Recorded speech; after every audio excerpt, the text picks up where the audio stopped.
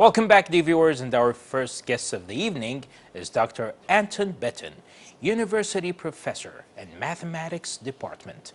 Doctor, good evening. It's really a pleasure to have you with us on Ya Hala Kuwait. Thank you so much, Mr. Mohammed. I'm delighted to be here. It's really a pleasure, sir. So we're really curious to know at first, can you tell our audience more about the reason for coming to Kuwait and staying in Kuwait, and how do you find it now? Oh, that's a good one. When I became a professor, I had my first job in the US, in Colorado. Great. And believe it or not, my first class that I taught in Colorado, there was an Arabic student. Wow. His name was Abdullah. Oh, that's great. And sure enough, he ended up to be my PhD student. Wow. And I don't know if you know that, but when you become PhD student and advisor, you become very, very close. Very close, yeah. It's almost like a family. Yeah, like colleagues, like friends. Yes, more. It's like Exactly. really a bond. It's really inspiring. And he inspired you about knowing more about the Arabic language and the Arabic culture. Yeah, so I was visiting in 2011 here. I had a lot of fun. Oh, that's great. And then later, it's...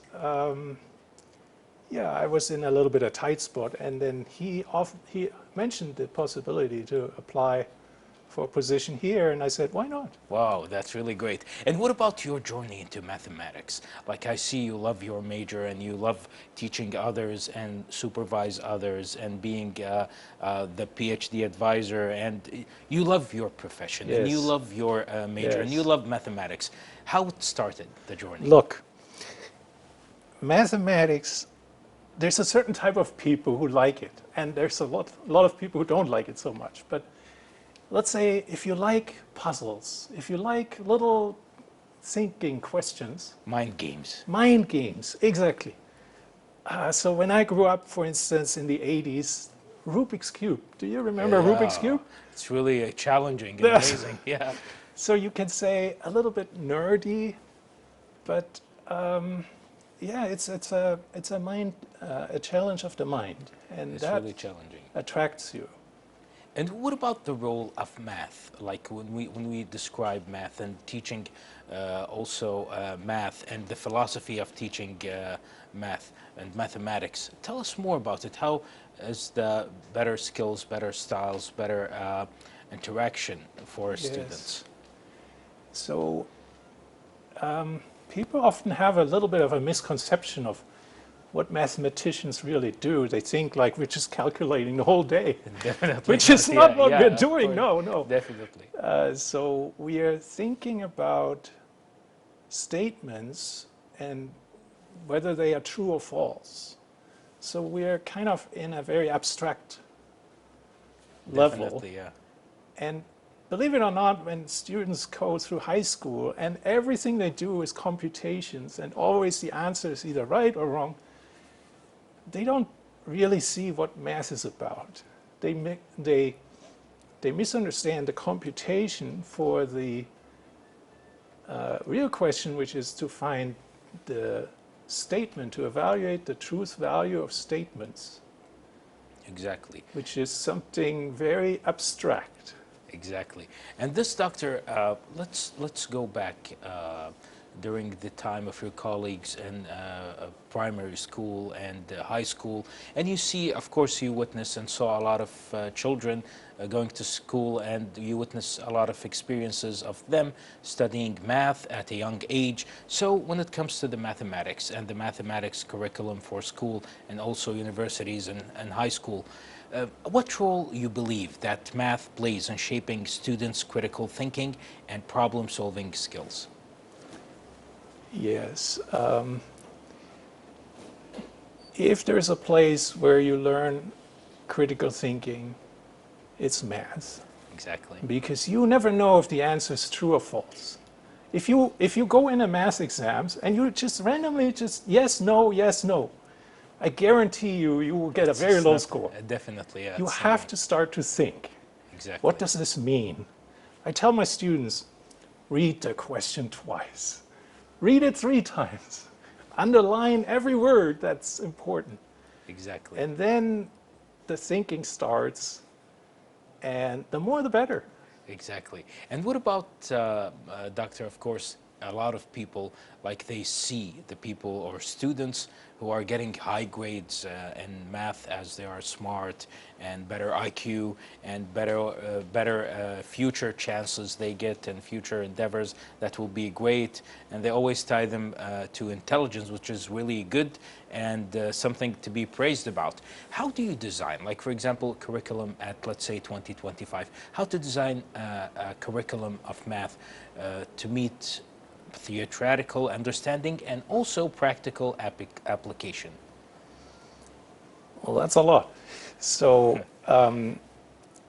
if you want to inspire someone to like math, you have to capture that person. You have to ask questions that are challenging. Do not think that math is just repeat and plug and chuck, we call it. Take a formula, plug in numbers. That's not math.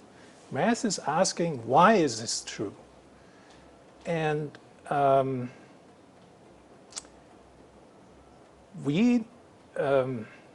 sorry, what was it, the applications? Yeah, it's application and also how making it practical. Yes. And making it the curriculum practical application for it. I thought about this a long time. So you want to be abstract, but you also want to be practical. Exactly. This is like you have a driver and you tell the driver, turn left and turn right.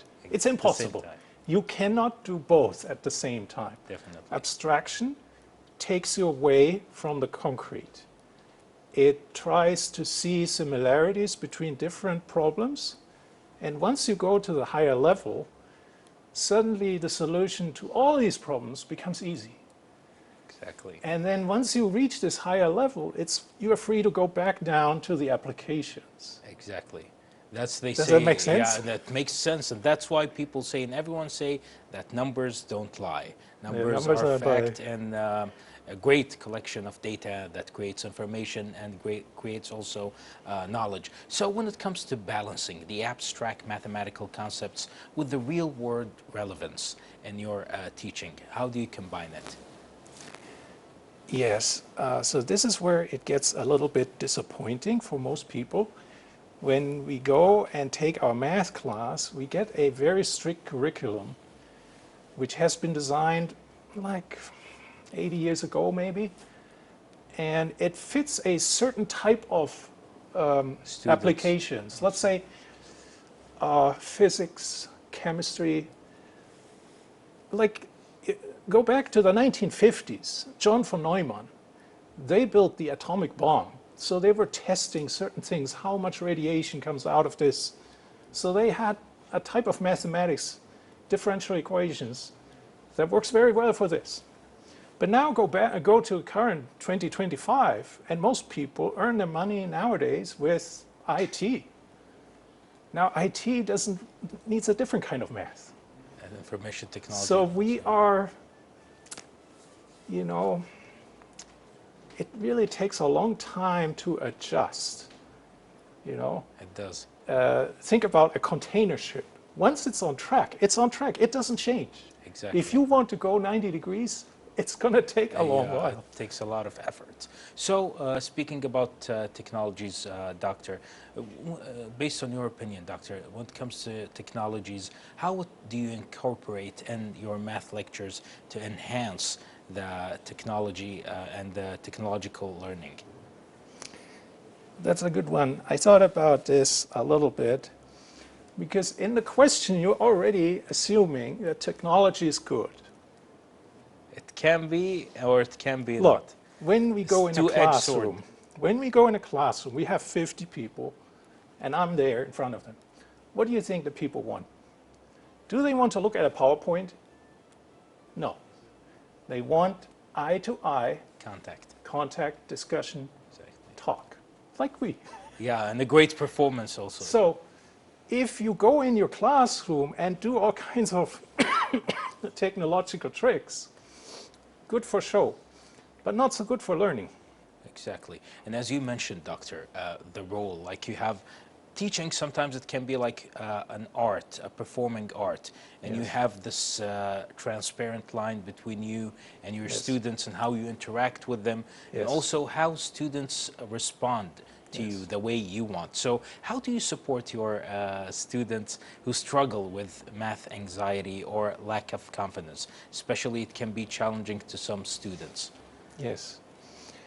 So there's a lot of students who have anxiety, and you cannot just simply take a wand and it's gone.